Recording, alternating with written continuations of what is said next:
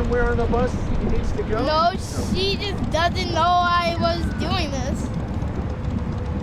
Neither did I till today.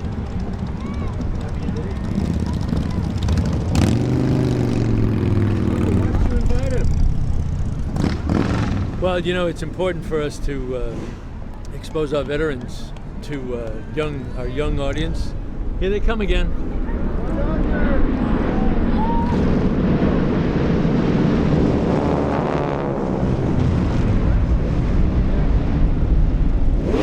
Anybody have an instinct just to shoot them? No. They're friendly. We don't shoot the friendlies. I've flown with those guys. They have a bomb. That's the Condor Squadron out of Van Nuys Airport. Technically, they're a civil air patrol.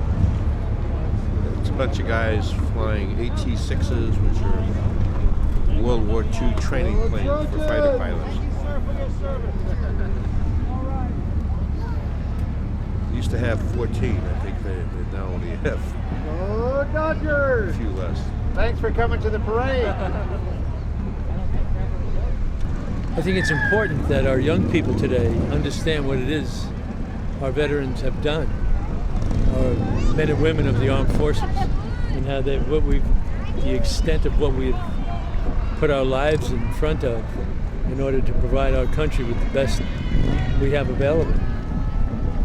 And the younger audience today needs to be more aware of that. And, you know, continue to serve. It's a great organization, the military.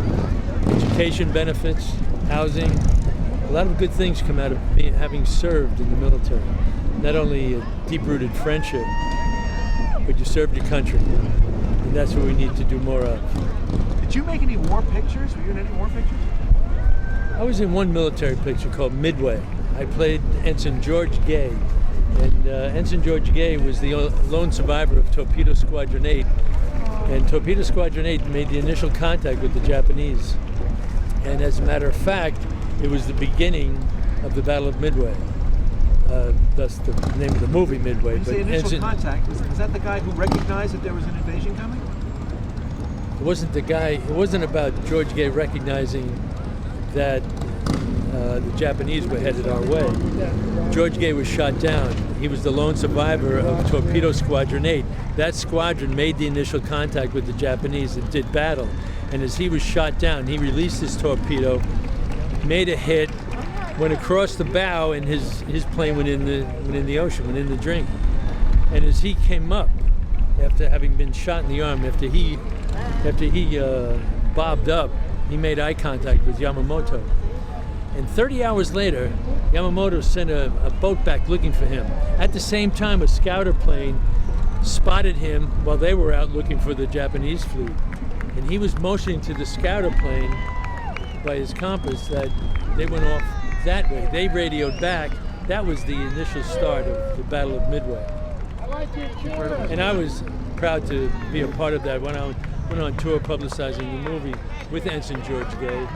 And after he retired from the military, he flew for TWA, and he flew across the spot. He had those transatlantic flights, and he would fly constantly across the spot where he was shot down. Amazing individual. They even made a stamp for him, commemorated that as a stamp. Fascinating. Ensign George Gay. I was proud to be a part of that. Tell me, did you ever talk with Telly Savalas about his work in Kelly's Heroes? Does he ever recount that? When I worked with Telly Savalas, it's not that we talked about Kelly's Heroes and the Dirty Dozen. We talked about his service in the military. And he and Howard Cosell worked together. They used to write propaganda and release those pamphlets. And Telly was responsible for starting Howard Cosell. But you ask Howard, if you had asked Howard Cosell, Howard would say he was responsible for starting Telly's career. Hey, thank you.